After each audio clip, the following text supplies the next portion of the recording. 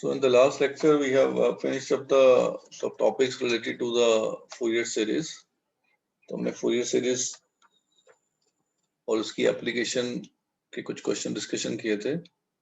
Like say that we have already done up some questions based on the this Fourier series. तो करना क्या है, हमने देखा कि कोई भी formation है तो we have to be check it out the string जो conditions हैं we have tied up both the ends and then we have to be find the values of the constants using up our initial and the boundary conditions. So this is the equation where we have to be apply the solution, and then our main motto is to find the value of an and the bn according to the conditions given to us.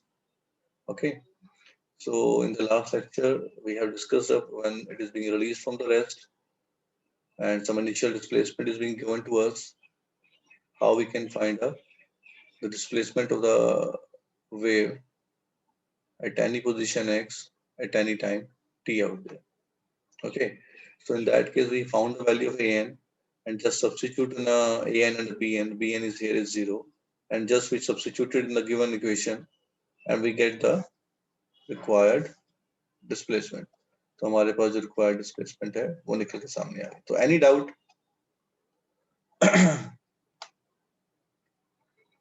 Any query?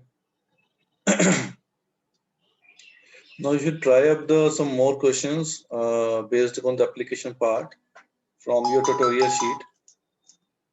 तो इसे tutorial sheet से try out कीजिए.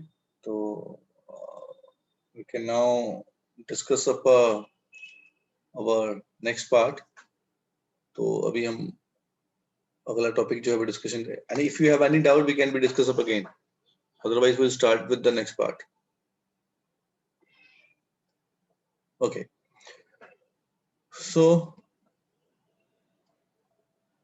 now in the today's lecture, I'm going to be start of the topic linear algebra.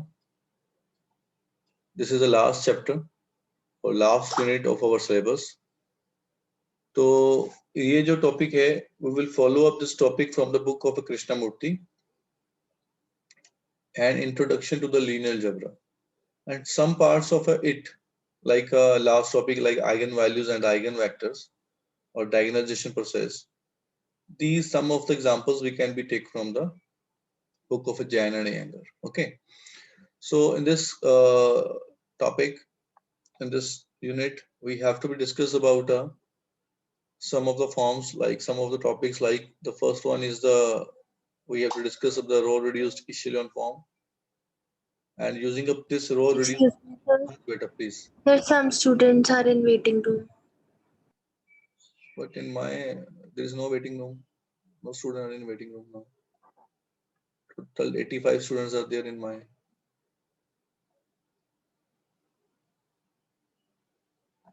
So yeah, so we will have to be go with the row reduced echelon form, and using up a row reduced echelon form, we can talk about a solution of a system of a linear equations.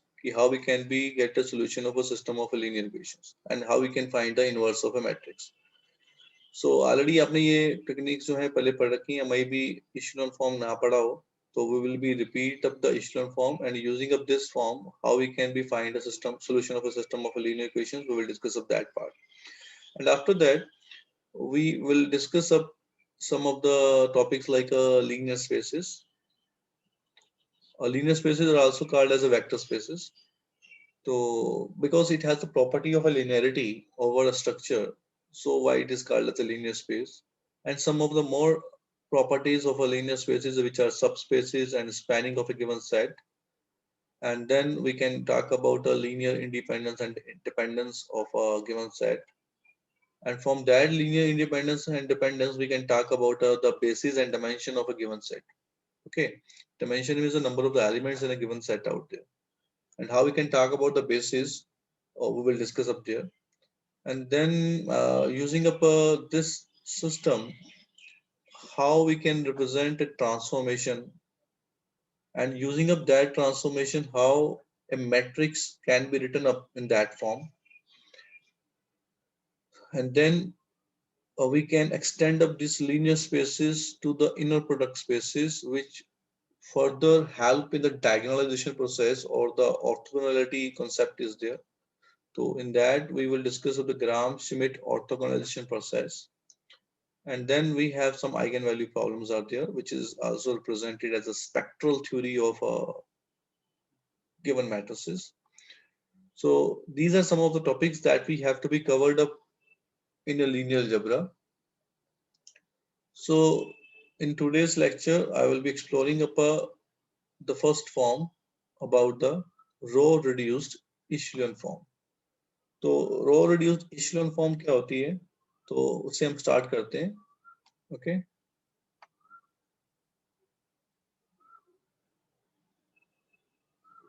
so now we're going to start with the row reduced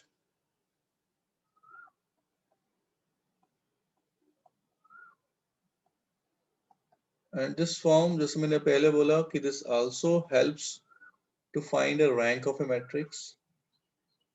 अब rank of a matrix क्या होता है, we will discuss up there कि ये जो number of non zero rows आएंगी echelon form के अंदर, that represents the rank. And using up a rank of a matrix, we can talk about a system of linear equations. Excuse me, sir. हाँ जी बेटा please. Sir ये कौन सा form है सर ये? Echelon, ECHELON. सर ये मतलब बंदे का नाम है जिसने बनाया है? या ओके सर. पर्टिकुलर फॉर्म है, तो हमें उसी फॉर्म में ही रिप्रेजेंटेशन करनी है इसको. ठीक है. Sometimes it's pronounced as a echelon. Some books are presenting some. If you see the Google, it is pronouncing as a echelon, and somehow it also pronounced as a echelon. So anyway, you can be talk about. So basically, it helps us to solve a system of linear equations. To solve a system of linear equations means it will get a solution of a system of a linear equation using up this form. Okay. तो इसके लिए कुछ basics terms जो हैं वो थोड़ा सा एक बार रिवाइज कर लेते हैं. आपने ऑलरेडी मैट्रिसेस पढ़ रखी हैं, तो मैट्रिसेस के अंदर you already gone through the elementary row operations, है ना.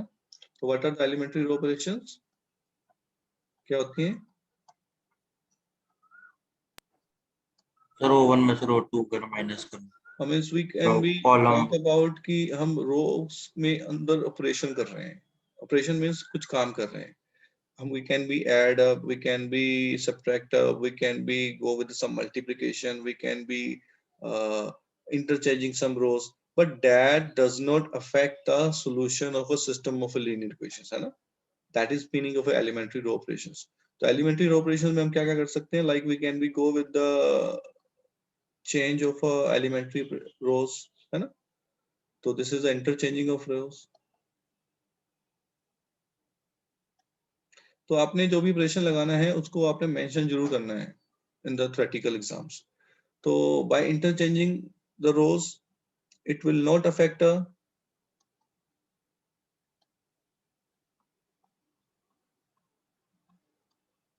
solution of system of linear equations, है ना. ये लीनियर इक्वेशन के सिस्टम जो भी है हमारे पास, उसके जो सोल्यूशन है उसके अंदर कोई भी चेंज नहीं आता है. तो using up elementary row operation के साथ, इसमें पहले हमने डिस्कशन किया कि interchanging. So this representation is given by कि मैंने ith रो को jth रो के साथ इंटरचेंज किया है. This represents the interchanging. Similarly we can be multiply any constant with any row. अगर मैं किसी कांस्टेंट से मल्टीप्लाई करवा देता हूँ कोई रो को, so here k is a constant और कैन स्केलर. ठीक है.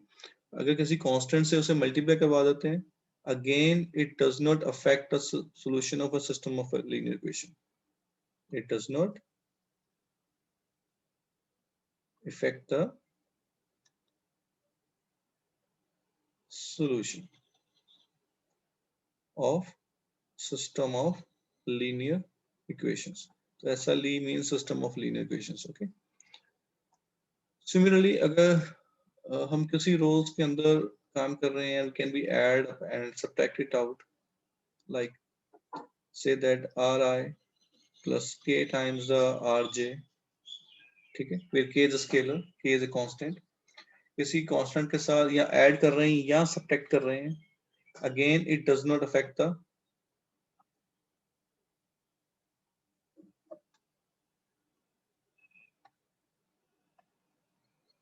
solution of system of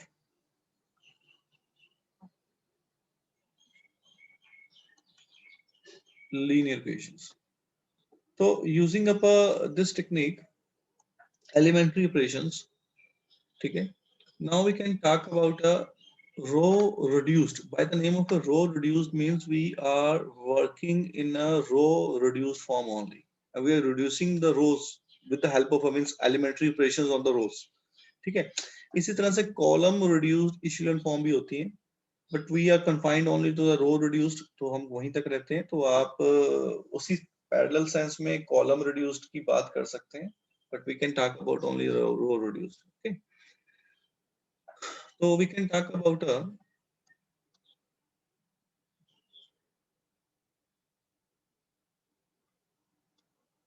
row reduced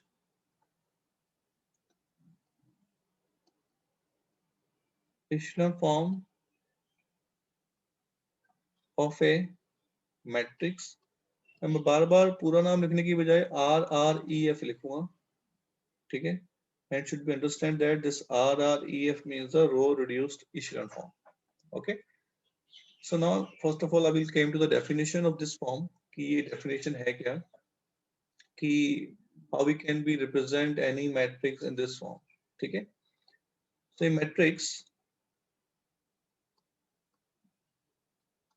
is said to be in row reduced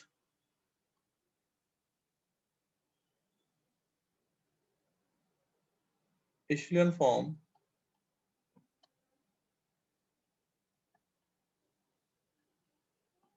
if it satisfies the following properties. अब वो properties क्या हैं, and that should be remembered. अब इसको हम example से भी discussion करेंगे. पहले लिख लेते हैं कि क्या properties हैं, then we will discuss अब कि how to elaborate up this form of this. Okay. ये कहता है कि पहली property है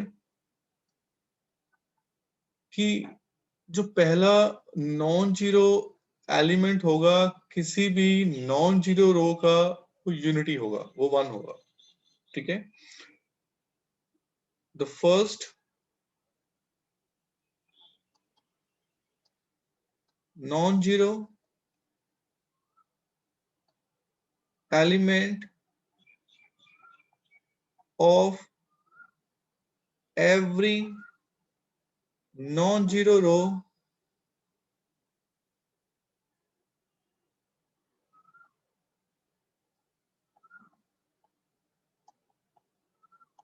इज 1. जैसे सपोज आउट आपके पास पहली रो ऐसे है, दूसरी रो में पहला नॉन जीरो एलिमेंट यहां पे आया, तीसरी रो में पहला नॉन जीरो एलिमेंट यहां पे आ गया. तो जो भी एलिमेंट्स बात कर रहे हैं वो यूनिटी आ रहे हैं, ठीक है. The first non zero element of every non zero row is unity. अगर ये लास्ट रो जीरो है तो वहां पे तो कोई फर्क नहीं है, पर नॉन जीरो रो कोई भी है उसमें जो पहला एलिमेंट है वो 1 होना चाहिए, ठीक है. That is RREF. और सिर्फ इशेलन फॉर्म की बात करें तो इशेलन फॉर्म में वो यूनिटी जरूरी नहीं है, वो कहता है कि नॉन जीरो होना चाहिए बस, ठीक है. पर रो रिड्यूस इशेलन फॉर्म में अगर हम बात करते हैं तो वो कहता है कि वो यूनिटी ही होना चाहिए, ठीक है. सेकंड पॉइंट, सर ये वाला पार्ट मुझे समझ नहीं आया सर, ये मतलब बोलना क्या चाह रहा है पॉइंट? ये बोलना ये चाहता है कि अगर हम कोई भी रो की बात कर रहे हैं उसका जो पहला एलिमेंट है ठीक है, अगर वो रो नॉन जीरो है, Yes, sir. सपोज अगर आप ये रो देख रहे हैं, पहली रो मैं चेक कर रहा हूँ, तो पहली sir. रो नॉन जीरो है, Yes, sir. तो पहली रो का जो नॉन जीरो है, तो उसका जो भी एलिमेंट है पहला, वो Yes, sir. नॉन जीरो होना चाहिए, मीन्स 1 होना चाहिए, ठीक है, Okay, उसका sir. जो पहला एलिमेंट है वो 1 होना चाहिए। तो every non zero row means the first non zero element of every non zero row is 1, Okay, sir. ठीक है, the first non zero element of every non zero row is 1, ठीक है, लाइक दिस वे। तो अगर मैं suppose out यहाँ पे अगर जीरो है, तो इसके अगला सपोज यहाँ भी जीरो हो सकता था, तो यहाँ पे 1 आ सकता था, ठीक है, तो it can be like that way. तो the first non-zero element of every non-zero row is 1. It will be represented by the unity. Okay. Okay, sir. Okay, sir. Okay. Second point. अब ये कहता है, अगर किसी भी कॉलम के अंदर, ठीक है, if a column contains first non-zero entry of any row, if a column, किसी भी कॉलम के अंदर अगर पहला नॉन जीरो एंट्री होती है, तो उसके जो बाकी एलिमेंट्स होंगे उस कॉलम के अंदर, ठीक है, वो जीरो होंगे, ठीक है। देखिए क्या कहती है, if a column contains first non-zero entry of any row, किसी भी रो के साथ, हम देखिए रो वाइज चल रहे हैं, उस रो के फिर कॉलम के अंदर देख रहे हैं, ठीक है, उस रो के फिर कॉलम के अंदर देख रहे हैं। जैसे मैंने अभी फॉर एग्जांपल दिया, तो इसको फिर एग्जांपल से थोड़ा सा देख लेते हैं। If a column contains first non zero entry of any row, then every other entry in that column is zero. तो उस कॉलम की जो बाकी एंट्रीज होंगी वो जीरो होंगी।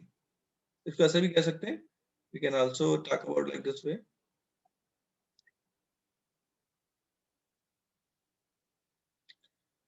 कि each column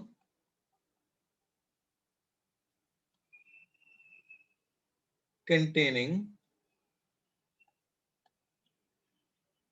first non-zero entry of a row has zero everywhere else in that column. Okay, जैसे सपोज आउट, जैसे मैंने ऊपर वाली एग्जांपल को दोबारा ले लेता हूँ, ये वाली, तो चलो दोबारा से नीचे लिख लेते हैं, otherwise it will be making confusing.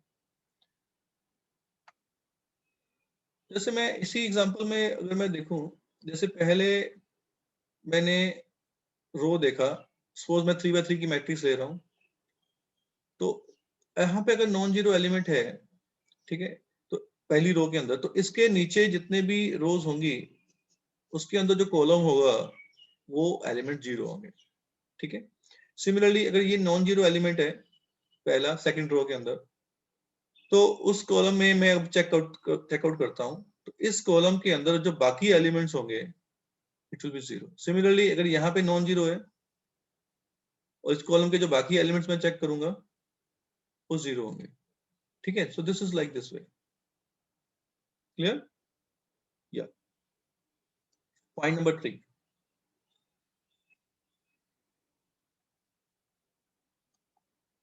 if there is any zero row, अगर कोई भी रो हमारे पास जीरो हो जाती है, then it occurs below all the non-zero rows, ठीक है। तो वो नॉन जीरो रोज के नीचे होनी चाहिए, ऊपर नहीं होनी चाहिए, ये पॉइंट ये कहते हैं, अगर ऊपर है तो आप रो ऑपरेशन से उसे नीचे कीजिए, यहां से आप ऐसे भी लिख सकते हैं, all non zero rows of a matrix lies above the zero rows. जैसे सपोज आउट मेरे पास कोई मैट्रिक्स, जैसे ऊपर वाली मैट्रिक्स ही लिख लेते हैं फिर से, वी हैव लाइक 1 0 0 0 0 0 लगा लेता हूँ, यहाँ पे 0 1 0 लगा लेता हूँ। अब यहाँ पे मैंने क्या बोला, अगर यहाँ पे देखिए सेकेंड रो जो है वो 0 है, ठीक है, पर हमने क्या बोला, if there is any zero row then it occurs below all the non zero rows. अब पहली वाली जो रो है वो नॉन जीरो है, तीसरी वाली रो जो है वो नॉन जीरो है, इसका मतलब ये रो रिड्यूस इचेलॉन फॉर्म नहीं बन सकती है जब तक हम इसे रिप्लेस नहीं करवा देते हैं। तो इसे हम इस फॉर्म में लिखना पड़ेगा हमें। तो this is a RREF form, this is not in a RREF form. Okay, तो इसको हमने रिड्यूस किया है इस फॉर्म के अंदर, तो that is a property number 3। Clear? या next property excuse is, me sir, हाँ जी बेटा प्लीज। सर मैट्रिक्स का स्क्वायर होना जरूरी है? नहीं, जरूरी होना जरूरी नहीं है। आपका से रेक्टेंगुलर मैट्रिक्स ऐसे है, suppose 1 0 0 0, we have a 0 0 0 and 0 0 1 0 and 0, in that case again we have to be try to be reduced in this form। Okay sir. ठीक है, ऐसा जरूरी नहीं है, उसके ऊपर अभी आते हैं, we can be discuss of the some numerical problems in that part also। ठीक है, अच्छा ये हो गई 3 प्रॉपर्टीज।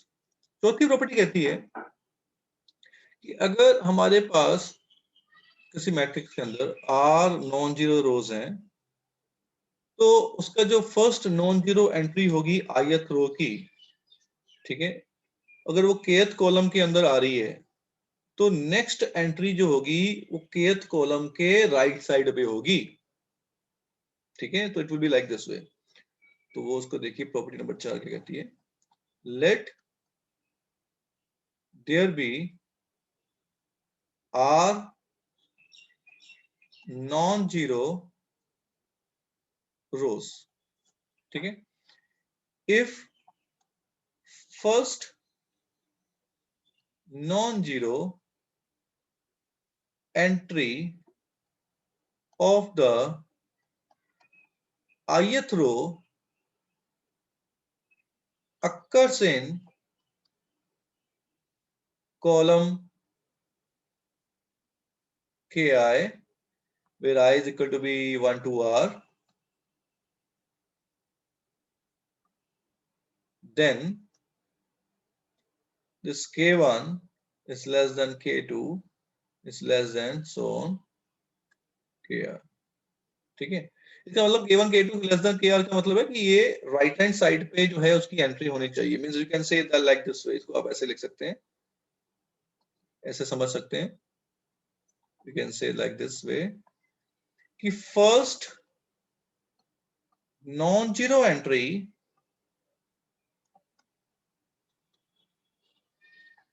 जो फर्स्ट नॉन जीरो एंट्री होती है उसको हम लीडिंग कोफिशिएंट भी बोलते हैं, या सम बुक्स में उसे पाइवट एलिमेंट भी बोला जाता है। ठीक है, it is also called as a leading coefficient और pivot element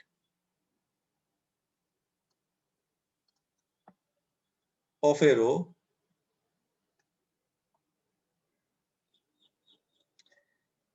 is always strictly to the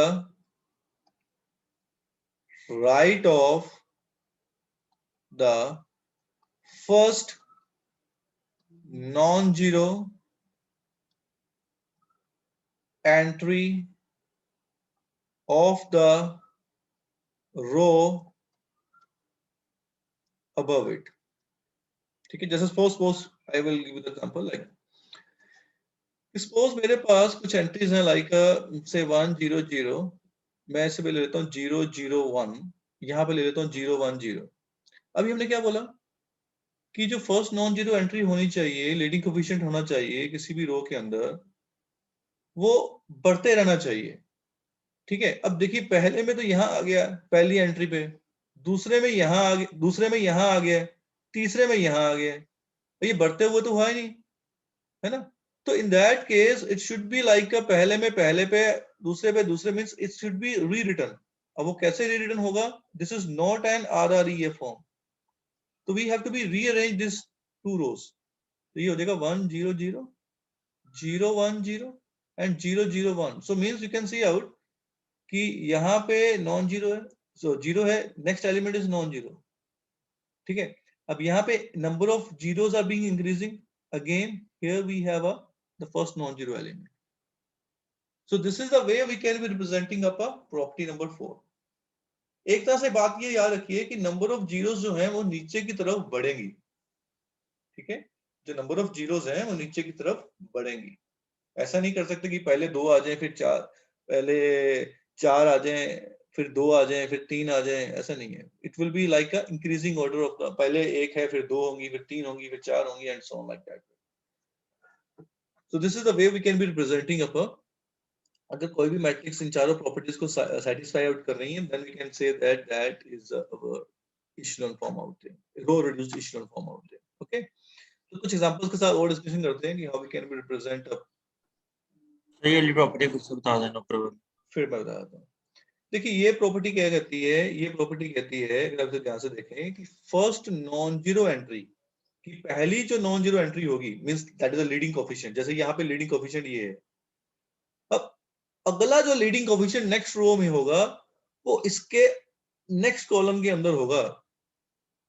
ठीक है, अगर इसके नीचे जीरो आ रहा है तो इन दैट केस अगर जीरो यहाँ को, डेफिनेटली अगर हम प्रॉपर्टी नंबर 2 को देखें तो इन दैट केस इसके नीचे और ऊपर के एलिमेंट जीरो होने चाहिए। तो इसका मतलब अगर इसके नीचे जीरो है तो नेक्स्ट जो नॉन जीरो एलिमेंट आना चाहिए वो इसके बाद आना चाहिए। बाद में कहीं भी आ सकता है, वो यहाँ भी तीसरे एलिमेंट पे भी, तीसरी कॉलम के अंदर भी आ सकता है, लाइक दिस वे। ठीक है, वो ऐसे भी आ सकता है जैसे मैंने अभी यहाँ पे लिखा, पर ये वाला इन दैट केस जीरो होगा।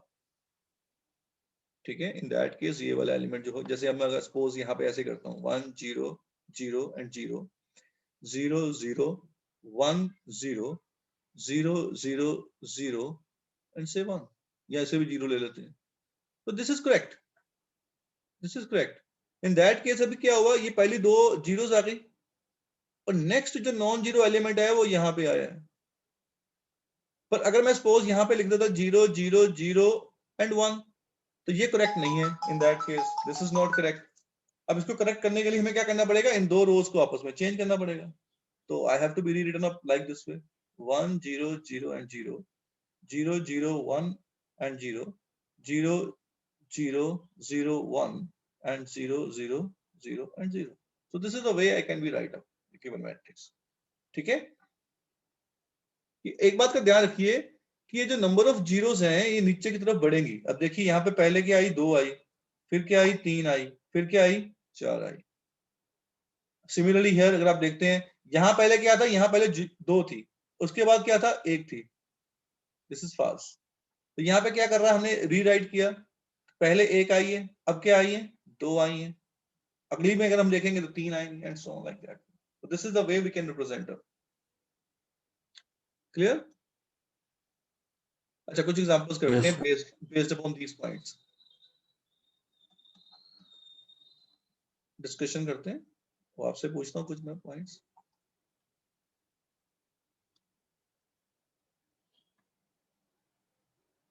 ये जो अभी पॉइंट्स लिखे हैं, जो प्रॉपर्टीज लिखी, पॉइंट्स कह लीजिए या प्रॉपर्टीज कह लीजिए।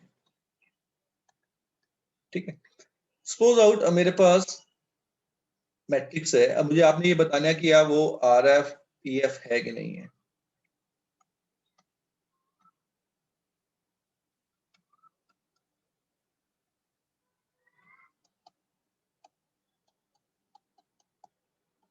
ठीक है, मैं मैट्रिक्स लिख रहा हूँ 1 0 0 0 0 1 0 0 0 0 1 0 and say that we have 0 0 0 and 0।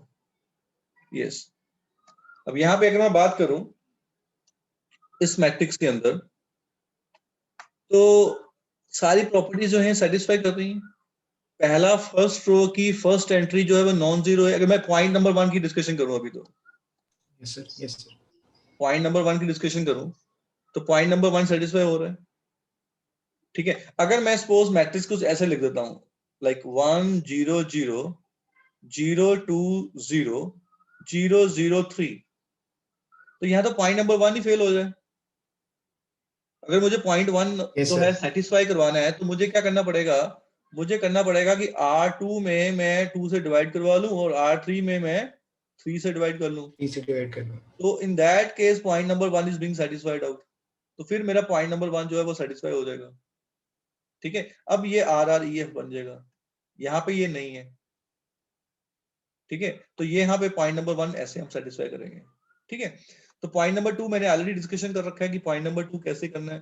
तो नंबर ऑफ जीरोस जो है आपके फॉर्मेशन में देखिए कि it should be in the increasing order out there.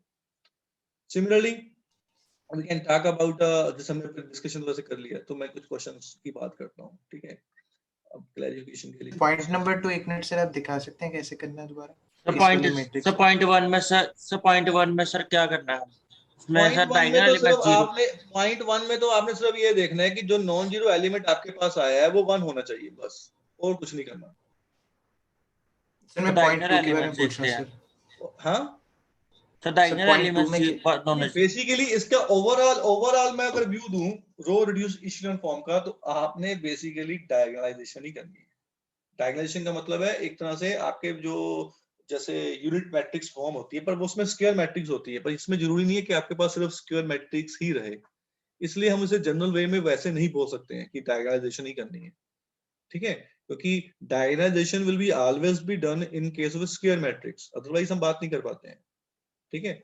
तो इस केस में हम क्या करेंगे, हमने ऑलमोस्ट प्रॉपर्टी वैसे ही है, पर क्या है, पहली प्रॉपर्टी ये कहती है कि आपका जो नॉन जीरो एलिमेंट है वो leading non zero element, first non zero element का मतलब है लीडिंग कोएफिशिएंट जो है किसी भी रो का। अगर मैं ये रो देखूं, जैसे मैं अभी एग्जांपल दिया था, जैसे मैं भी अभी ये देखूं, जैसे 1 0 0 लिखा, 0 2 0 लिखा, 0 0 3 लिखा। अब यहाँ पे पहली रो में लीडिंग कोएफिशिएंट ये है, दूसरी रो में जो leading coefficient non zero coefficient है वो ये है, तीसरी रो में जो लीडिंग नॉन जीरो कोएफिशिएंट है वो ये है, ठीक है ना। तो लीडिंग कोएफिशिएंट जो होंगे दे शुड बी 1, ताकि यहाँ पे 1 हो, यहाँ पे 1 हो, ठीक है। ये प्रॉपर्टी नंबर 1 कहती है, clear.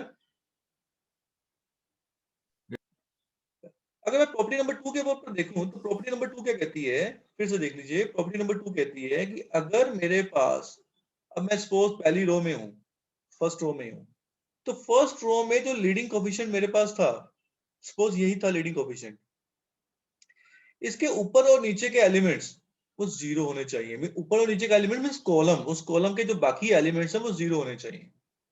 Definitely I have to be, अगर नहीं है तो मुझे वो बनाने पड़ेंगे, ठीक है। अगर मैं सेकंड रो में जा रहा हूं तो उसका जो फर्स्ट लीडिंग कोएफिशिएंट है वो मेरे पास ये आ गया। इसी तरह से इसके ऊपर और नीचे के, सपोज मेरे पास कुछ ऐसी, अभी मैं एग्जांपल में डिस्कशन करेंगे, तो अगर मैं ये ले रहा हूं तो इसके मुझे ऊपर के और नीचे के एलिमेंट जीरो बनाने पड़ेंगे।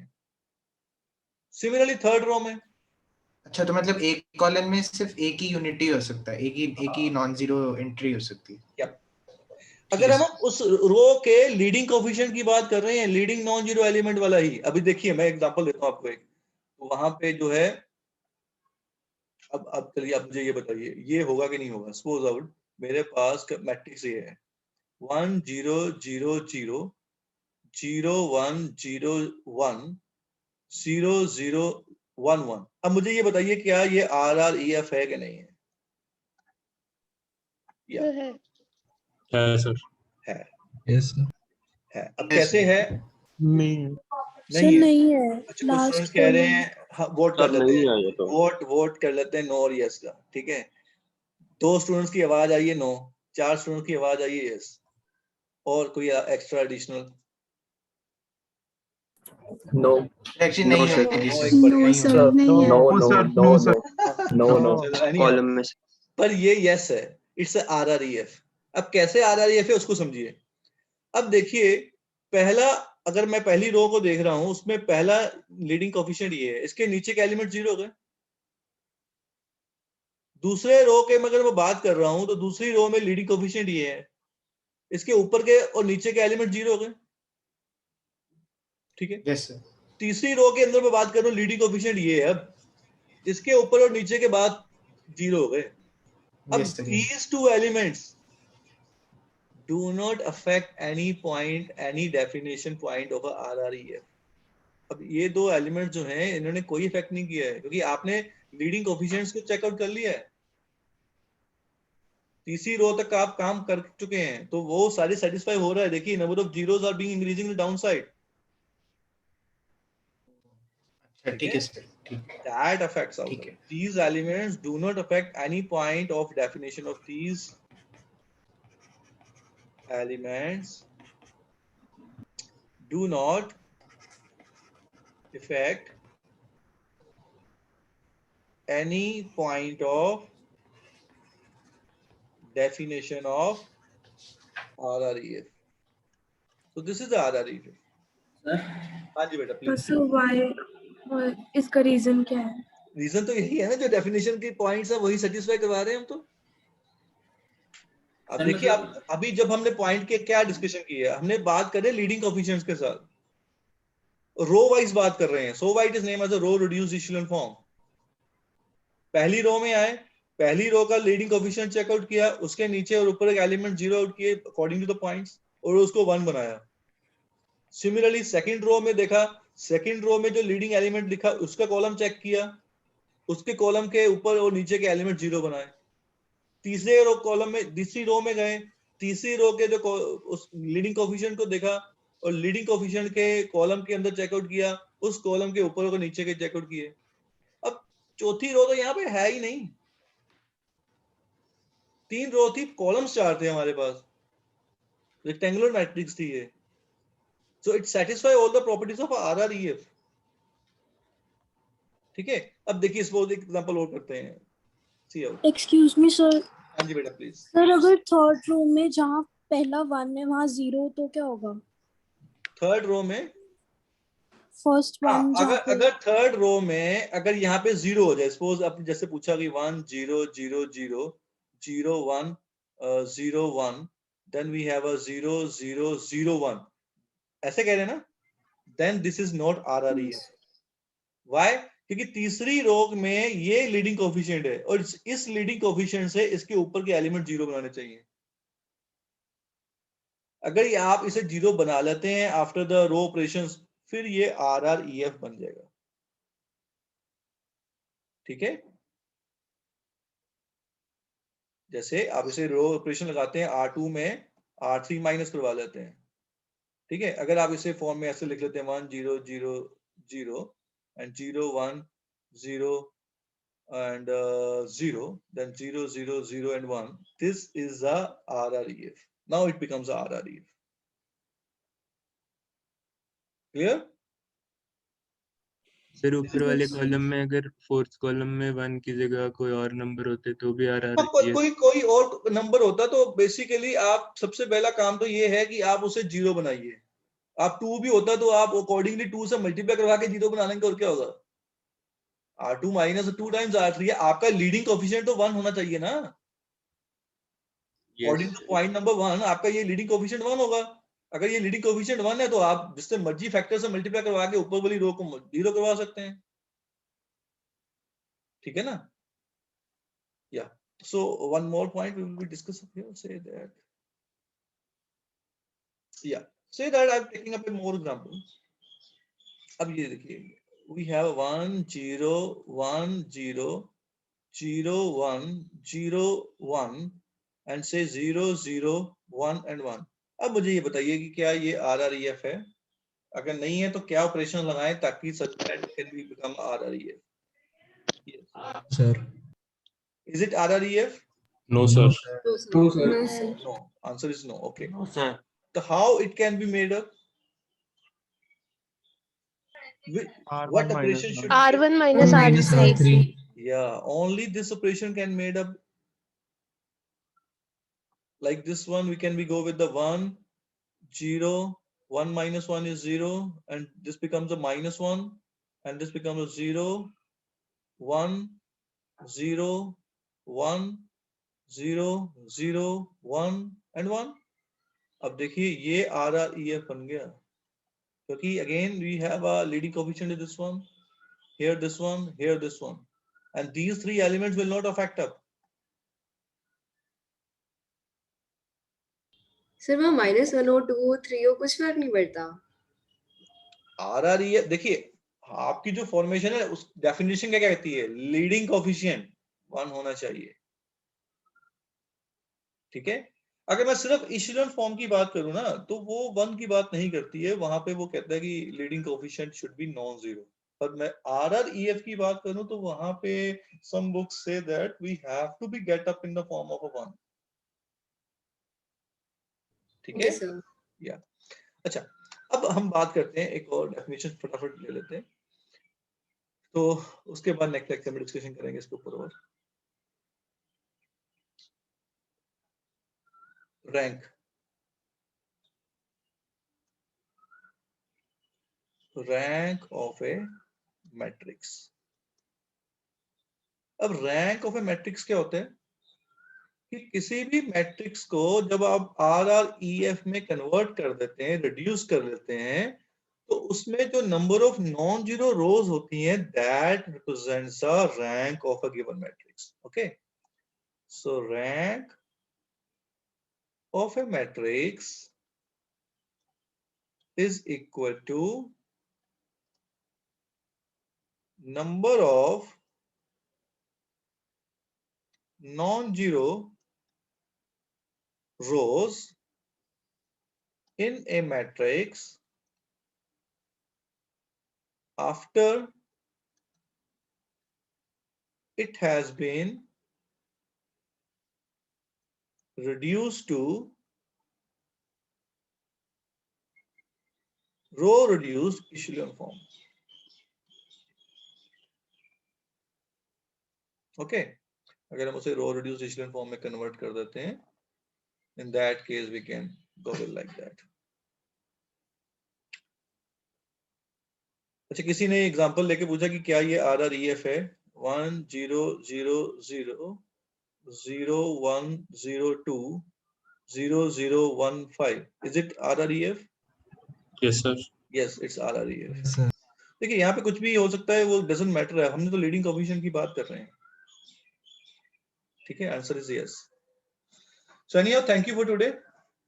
So in the next lecture, we will be exploring up some more parts based upon these properties. Okay. Thank you. If you have any query, you can ask me. Thank you, sir. Thank you. Thank you, sir. Yes, sir. Thank you, sir.